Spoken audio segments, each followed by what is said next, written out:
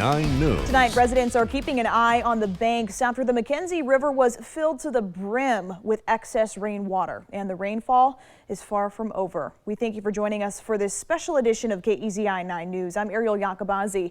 The heavy rain loosened the torched soil from previous wildfires, which brought down trees and plants, increasing the flood risks.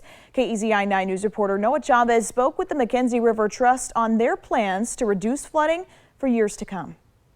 It was just a show yesterday. It was amazing.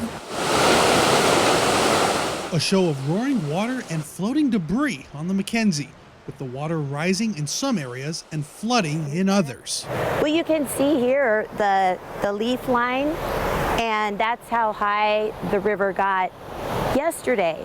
And when the river isn't this high, I can go stand next to that tree and lean my elbows on the swoopy down part of the tree. Yeah, I mean, it's going to be wet. Eli Tome with the McKenzie River Trust says his staff has been made well aware of river conditions following the heavy rainfall. He says that the debris people were seeing was from the already burned mountainsides from the Holiday Farm fire. When we removed that vegetation, so all the trees that died, that causes the water to run off faster.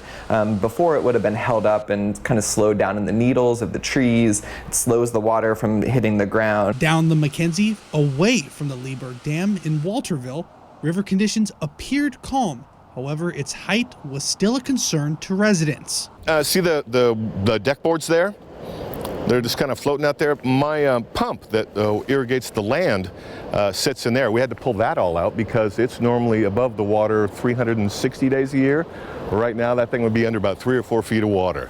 Right now, I think we're about 4 times the flow we'd normally get on any given day of the year. And this is exceptional stuff. McKenzie River Trust understands the need for flood reduction, which is why they are planning to create additional natural pools upriver to reduce the river's flood rates and debris. None of that wood is moving, it's just all just kind of pooled up. This is what we wanted to see. Trapping that sediment is super slow moving. While the McKenzie River Trust plans to build more river mitigation projects, they want the public to understand that flooding is still going to be a part of the nature in the area. Flooding is natural, that this is a very natural thing that's happening right now. You know, they're great for habitat for fish. It redeposits cobbles and sediment. However, floodwater can be a costly problem, with Tome urging the public to brace for more floods. Right now, with everything so saturated, a lot of the water that falls out of this next storm is just going to pool. So we're going to see a lot of just localized flooding. We have